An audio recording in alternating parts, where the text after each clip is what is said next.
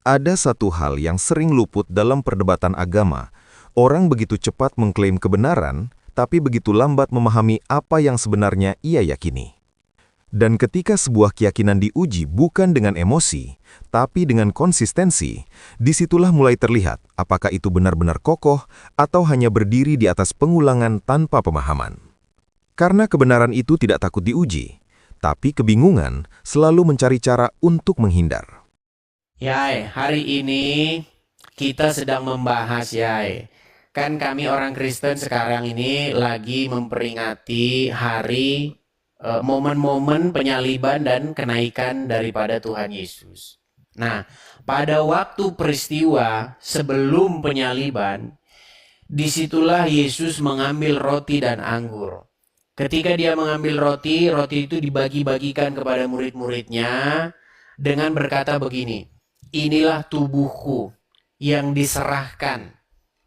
Ya, jadikanlah ini menjadi peringatan akan aku. Nah, di ayat-ayat yang lain, Yesus berkata, akulah roti yang turun dari sorga. Jadi roti atau makanan yang turun dari sorga itu adalah Yesus sendiri. Nah, memakan tubuh Yesus yang diumpamakan dengan roti yang dipecah-pecahkan itu kami peringati sampai detik ini yang disebut dengan perjamuan kudus, perjamuan suci. Nah, masalah Anda tidak percaya, nggak masalah. Yang saya mau tanyakan kepada Anda, ayat ini, perhatikan ayat ini. Di dalam surat Al-Maidah, ayat yang ke-114, kelihatan? Kelihatan ya? Jangan lemes gitu ya. Nah kita baru lebaran belum habis lah, mau udah lemes badan kita. Saya bacakan dulu ya. Saya bacakan. Isa putra Maryam berdoa, ya Tuhan kami, turunkanlah kiranya kepada kami suatu hidangan dari langit, yang hari turunnya hidangan itu akan menjadi hari raya bagi kami, yaitu orang-orang yang bersama kami dan yang datang sesudah kami. Pertanyaan saya, apakah Isa seorang Muslim? Kalau Isa, ya Muslim lah kalau di dalam Al-Quran dia menyembah Oke, Allah. pengikutnya Muslim betul? Pengikutnya kaum Bani Israel pada masa itu. Bukan Muslim. Berat. Dia mengikuti ajarannya Yesus. Iya, Muslim atau bukan mereka? Ya mereka mentauhidkan Yai, Allah. jangan SWT pusing-pusing Yai jawabnya Yai. Yai, pertanyaan saya, kalau Isa Muslim berarti pengikutnya Muslim nggak? Muslim, dia berserah diri. Muslim, itu baik. artinya berserah diri. Oke, baik. Patuh dengan Oke. Allah Subhanahu wa Ta'ala. Baik. Nah, kafir itu orang yang menutup diri dari kebenaran. Baik. Oke.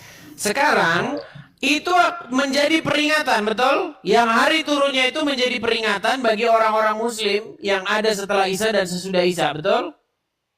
Ya. Oke. Coba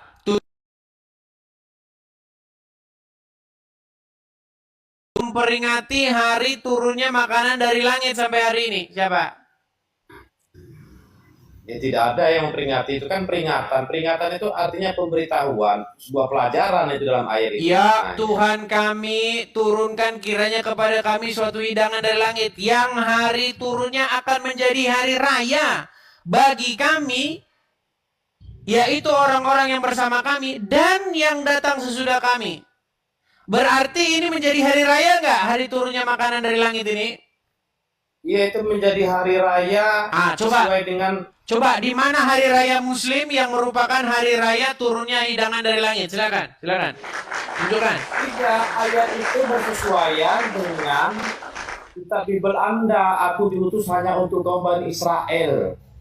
Aku diutus hanya untuk domba-domba yang Iya, makanya pertanyaan saya, kaum Muslim mana yang sampai hari ini memperingati turunnya makanan hidangan dari langit itu? Silakan. Peringatan, bukan memperingati. Ayat tadi bukan memperingati, peringatan. Oke. Yai, coba Kiai yang baca dulu Yai. Biar bukan saya aja yang pintar Yai. Coba. Baca Yai. Baca Yai. Yai, Surat berapa? baca. Surat berapa? Surat Al-Maidah ayat 114. Al-Maidah 114. Nah, silakan. Udah dibilang ada hari raya kok. Silakan. Sabar dulu, Keda. Jangan marah-marah terus. Ya, Abu nggak marah ya, kita biasa ngomong gini wah.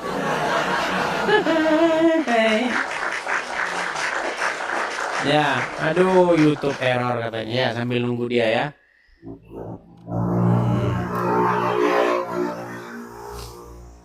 Surat Al-Maidah ayat 114 ya. 114 ya, silakan.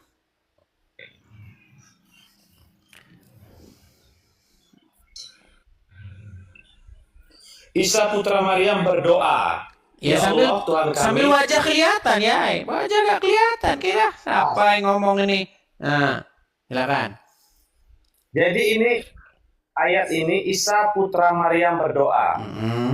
Ya Allah, Tuhan kami, turunkanlah kepada kami hidangan dari langit yang hari turunnya akan menjadi hari raya bagi kami, yaitu bagi orang-orang yang sekarang bersama kami maupun yang datang setelah kami, dan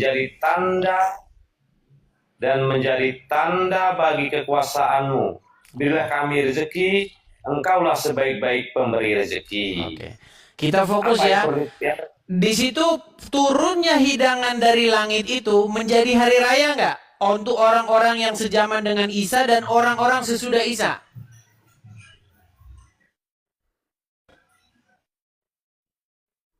Macet. Menjadi hari raya nggak ya, Hai? Jangan macet gitulah ya. Yuk. Yuk, apakah menjadi hari raya, hari turunnya hidangan makanan dari langit itu? Putus wah. Mak jelas wah. Nah ini langsung ini udah mulai cari Cak. Yo Cak. Oh, Jawai. Yai, coba Yai.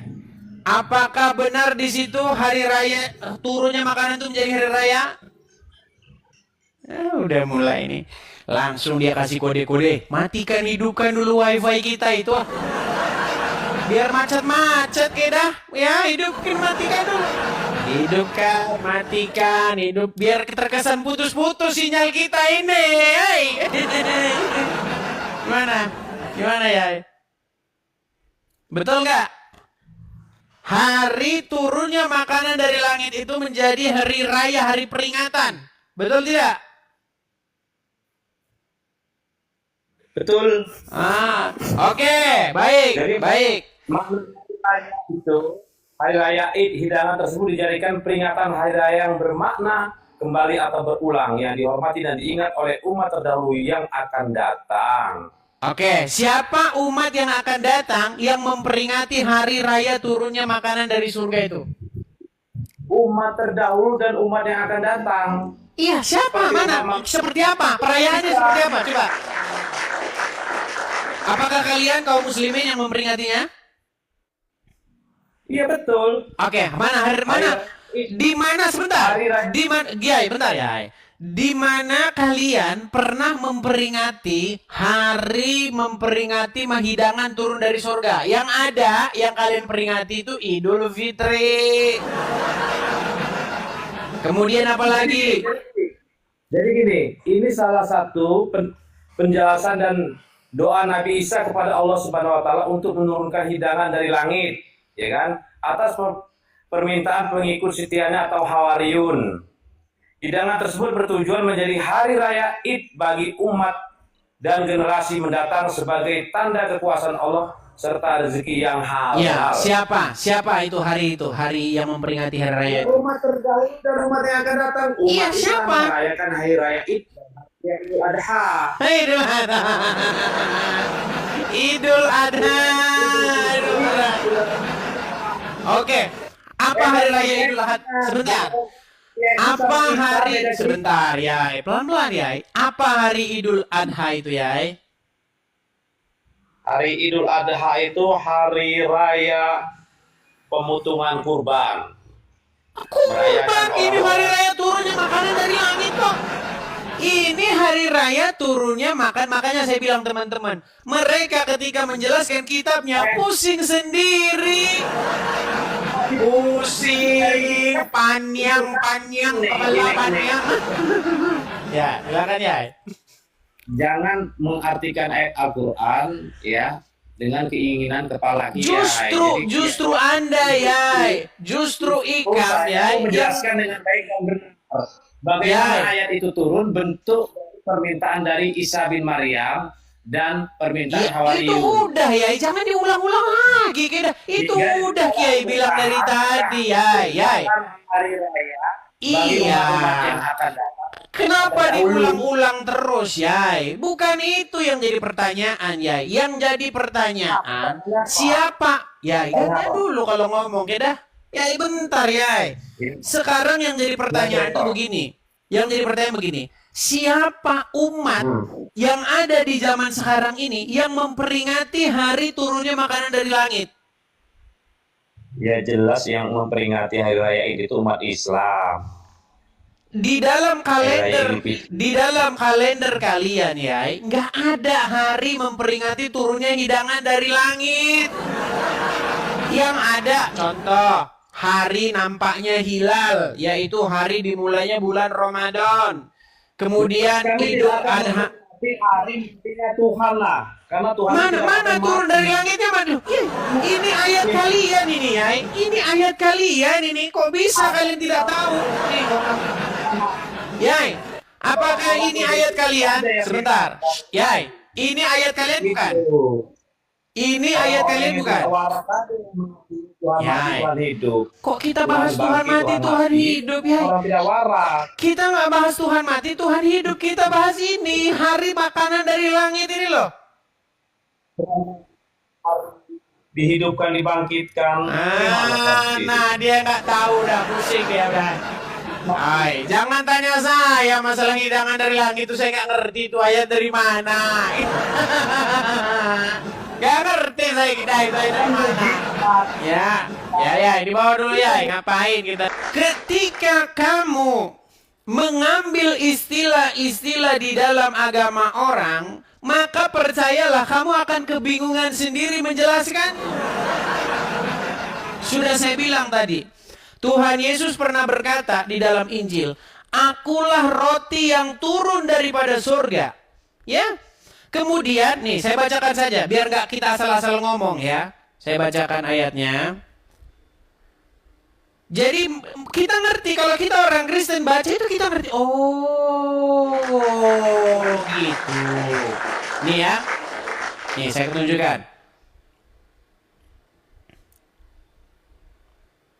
Saya akan tunjukkan kepada kalian bahwa Yesus berkata bahwa dirinya itu adalah roti yang turun dari surga. Yohanes 6 ayat 41. Ya. Kemudian kita akan bandingkan dengan peristiwa perjamuan kudus ya. Sebentar.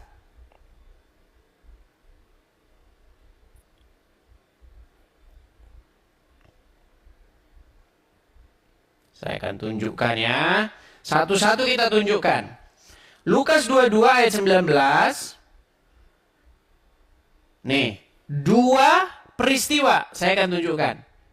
Ya kalau namanya sudah nyolong-nyolong pasti susah, saudara-saudara. Perhatikan. Dalam Yohanes 6 ayat 41. Maka bersungut-sungutlah orang Yahudi tentang dia karena ia telah mengatakan, "Akulah roti yang telah turun dari surga." Jadi Yesus mengatakan bahwa dirinya adalah mana yang sejati. Mana itu adalah roti yang turun dari surga. Akulah itu. Ya. Kemudian di dalam Lukas pasal yang ke-22. Nih, Lukas 22 ayat 19. Lalu ia mengambil roti, mengucap syukur, memecah-mecahkannya dan memberikannya kepada mereka. Katanya, "Inilah tubuhku yang diserahkan bagi kamu. Perbuatlah ini menjadi peringatan akan aku. Nih, ya. Jadi memperingati itu, diperingati. Nah, sekarang kita kembali ke ayat ini tadi. Surat Al-Maidah ayat 114. Nih ya. Al-Maidah 114. Lihat nih. Di dalam surat Al-Maidah ayat 114, perhatikan. Perhatikan ya. Isa putra Maryam berdoa, "Ya Tuhan kami, turunkanlah kiranya kepada kami suatu hidangan dari langit, yang hari turunnya akan menjadi hari raya bagi kami, yaitu orang-orang yang bersama kami dan yang sesudah kami." Jelaskan ini yuk, jelaskan. Ayat ini coba kau jelaskan kemari. Bingung nggak? Jelas ini. Aduh, mana umat yang memperingati itu? Silakan. Naik kemari. Jelaskan itu. Jangan bingung-bingung ya. Ayo, kita kasih naik, ada Ki Raden Arya Subali. Silakan. Ini biasanya kalau zaman kita sekolah, teman-teman, orang nyontek. Biasanya teman-teman zaman sekolah kan ada orang nyontek, temennya nyontek. Giliran sampai di depan gurunya, ini kok bisa begini, gimana jalan ceritanya? Karena apa? Karena nyontek. Barang siapa nyontek, dia tidak tahu menjelaskan apa yang diconteknya. Coba, Anda Muslim ya, Raden Arya Subali? Iya, insya Allah. Oke, coba. Di dalam surat Al-Maidah ayat 114 tersebut, di situ ada doa Isa supaya hari turunnya makanan dari langit itu menjadi peringatan bagi orang-orang sesudah dia. Betul? Ya. Betul nggak? Oke, coba jelaskan kepada saya siapa umat yang memperingati hari turunnya makanan dari langit itu. Umat yang mengikuti itu. Siapa? Coba tunjukkan satu kaum, satu umat yang memperingati itu. Ya, kaumnya Nabi Isa. Kaumnya Yesus maksud Ya, saya. mana? Siapa? Ya, itu yang tertera di ayat itu. Coba lihat rinciannya. Saya balik lagi ya Bang ya. Saya balik. Sambil tunjukin ya. Saya balik lagi. Oke, perhatikan. Atau saya mulai dulu dengan satu cerita ya Bang. Saya mulai dengan satu cerita. Al-Kisah adalah seorang nabi. Namanya nabi, ya seorang nabi lah. Nanti kita bikin namanya, nanti tersinggung. Biar nggak tersinggung, ya. Ada seorang nabi. Nah, nabi ini dia mengamat-ngamati. Dia amat-amati, dia lihat-lihat. Ada sekelompok orang Kristen di gereja. Ya, sekelompok orang Kristen di gereja ini mereka mengambil roti. Dia lihat, ngapain itu makan-makan roti katanya kan? Nah, terus dimakan. Terus dia samar-samar dia. Itu apa sih yang kalian peringati? Kami ini memperingati tentang diserahkannya tubuh Tuhan Yesus. Ya kan? Tuhan Yesus pernah berkata, "Akulah roti yang turun dari surga." Nah, ini kami makan nih. Ya, roti yang turun dari surga ini yaitu tubuh Kristus, tubuh Sang Mesias. Ya, nah itu di sini dijelaskan di sini. Saya bacakan ayatnya. Perhatikan ya, saya balik dulu. Nih, kelihatan ya? Di sini dalam Yohanes 6 ayat 41. Maka bersungut-sungutlah orang Yahudi tentang dia, karena dia, maksudnya Yesus, telah mengatakan, "Akulah roti yang turun dari sorga." Nah, baru saja Bang, kami memperingati itu. Kami melakukan yang namanya perjamuan suci ini. Kata Tuhan Yesus bagaimana? Lalu ia mengambil roti, mengucap syukur. Ya, mengucap syukur itu kan berdoa, dia kan? Memecah-mecahkannya dan memberikannya kepada mereka. Katanya, inilah tubuhku yang diserahkan bagi kamu. Perbuatlah ini menjadi peringatan akan daku. Betul? Sampai sekarang masih kami lakukan, betul? Perayaannya, betul? Nah, kemudian di ayat ini, perhatikan. Isa putra Maryam berdoa, ya Tuhan kami, turunkanlah kiranya kepada kami suatu hidangan dari langit, yang hari turunnya menjadi hari raya bagi kami, yaitu orang-orang yang bersama kami dan yang datang sesudah kami. Bang, Anda percaya bahwa Isa seorang Muslim? Percaya.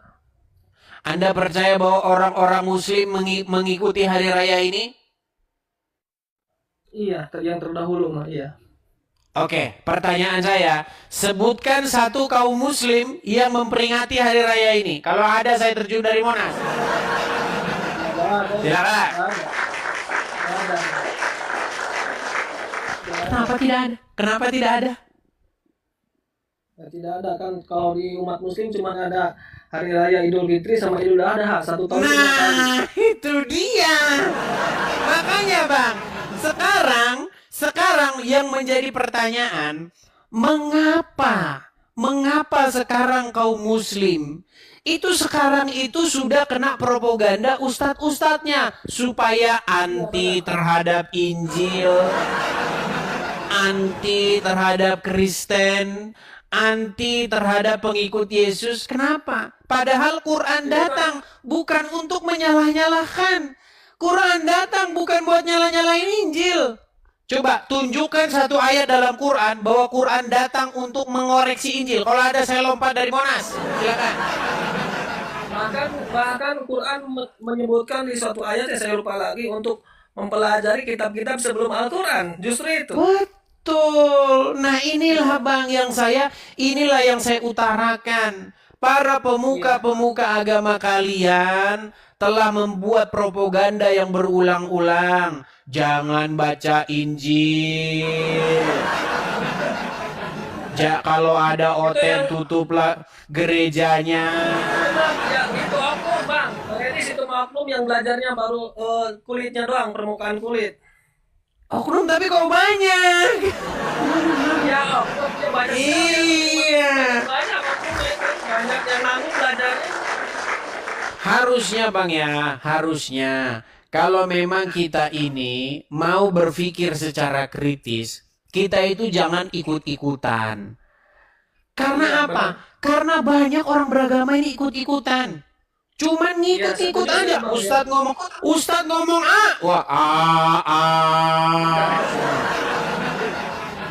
Ustadz ngomong B semua. Jangan seperti itu. Bukankah kita diberikan akal? Bukankah kita diberikan pikiran? Untuk apa? Untuk menggunakan akal dan pikiran kita untuk menganalisa apakah sesuatu itu benar atau salah. Ya benar Bang, pakai saringan kan akal sama pikiran sama perasaan, 3 Bang. Akal, pikiran, Betul. perasaan.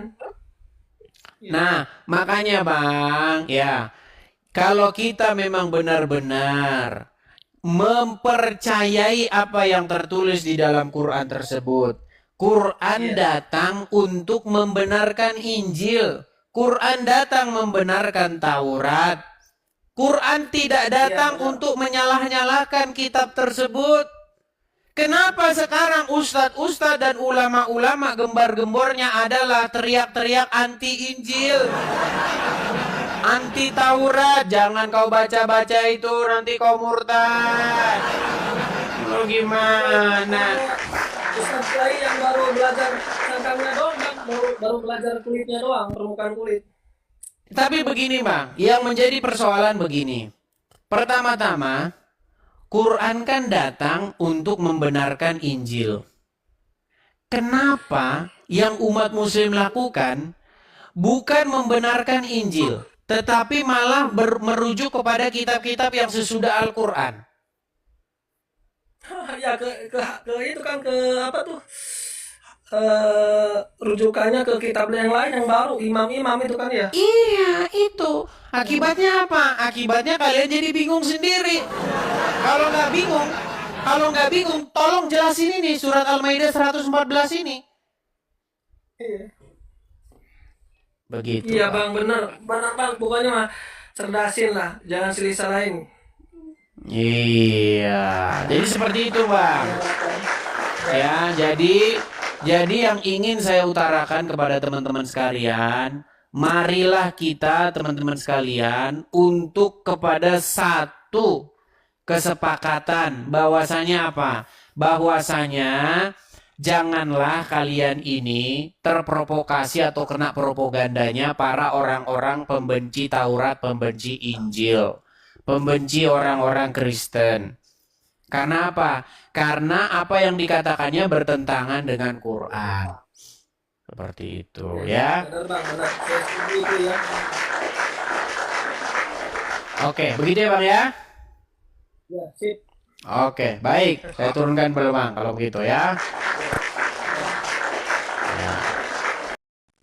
Pembahasan dimulai dari sesuatu yang sangat jelas dalam tradisi Kristen, perjamuan kudus, sebuah praktik yang bukan hanya simbolik, tetapi memiliki dasar yang konsisten dalam teks dan praktik. Yesus menyatakan dirinya sebagai roti yang turun dari surga, lalu dalam peristiwa sebelum penyaliban, ia mengambil roti, memecahkannya, dan berkata, "Inilah tubuhku, lakukanlah ini sebagai peringatan akan aku." Di sini tidak ada kebingungan, ada pernyataan, ada tindakan, dan ada kesinambungan praktik sampai hari ini. Apa yang dikatakan, itu yang dilakukan. Apa yang dilakukan, itu yang diperingati. Lalu pembahasan diarahkan ke satu ayat yang justru berasal dari kitab yang diyakini oleh pihak lawan debat.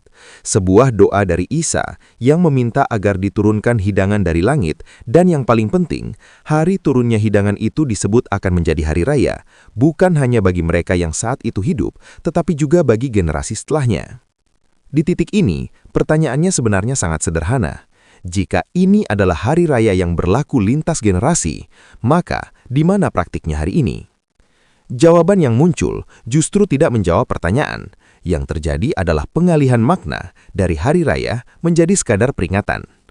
Padahal teksnya jelas menyebut hari raya, sesuatu yang berulang, dirayakan, dan diingat secara kolektif. Ketika didesak lebih jauh, muncul klaim bahwa umat Islam memperingatinya. Tapi saat diminta menunjukkannya secara konkret, hari apa, perayaan apa, tidak ada jawaban yang jelas. Yang disebut hanya hari raya yang sudah dikenal, Idul Fitri dan Idul Adha.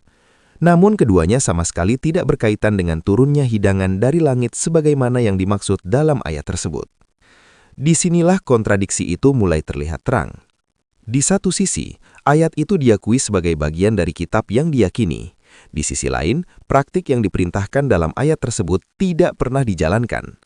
Ini bukan lagi soal tafsir yang berbeda, ini soal kesenjangan antara teks dan realitas. Ketika sesuatu disebut sebagai hari raya untuk generasi setelahnya, tapi tidak pernah ada dalam praktik generasi tersebut, maka hanya ada dua kemungkinan. Entah ayat itu tidak dipahami dengan benar, atau memang ada bagian yang tidak dijalankan.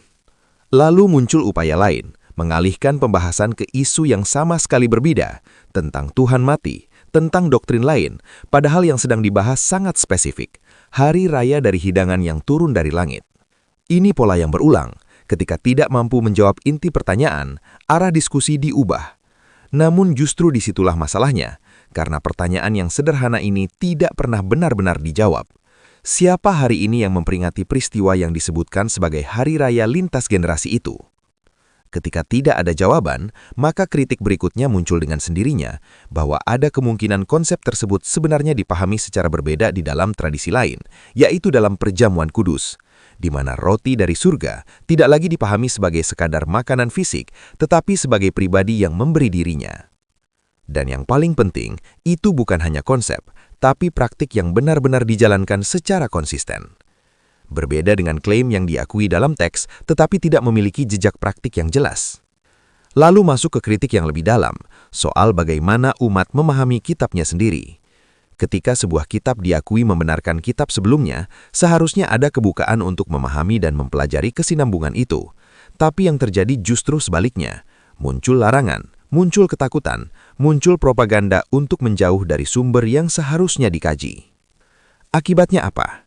Bukan kejelasan yang muncul, tetapi kebingungan yang muncul. Bukan pemahaman yang tumbuh, tetapi penolakan tanpa dasar yang kuat. Dan ketika seseorang hanya mengulang apa yang diajarkan tanpa pernah benar-benar menguji, maka yang terjadi bukan iman yang kokoh, tetapi keyakinan yang rapuh. Karena begitu diuji sedikit saja, seperti dalam kasus ayat ini, yang muncul bukan jawaban, tetapi kebingungan yang terus berulang. Pada akhirnya, yang kita lihat di sini bukan sekadar perbedaan tafsir, tetapi perbedaan dalam menghadapi kebenaran. Yang satu berani diuji, lalu tetap konsisten antara teks dan praktik. Yang satu lagi mengakui teksnya, tapi tidak mampu menunjukkan praktiknya. Dan ketika sebuah keyakinan tidak lagi bisa menjawab pertanyaan sederhana dari kitabnya sendiri, maka yang perlu dipertanyakan bukan orang yang bertanya, tetapi pemahaman yang selama ini dianggap sudah benar. Karena kebenaran tidak pernah takut ditelusuri, dan ia tidak akan pernah runtuh hanya karena dipertanyakan.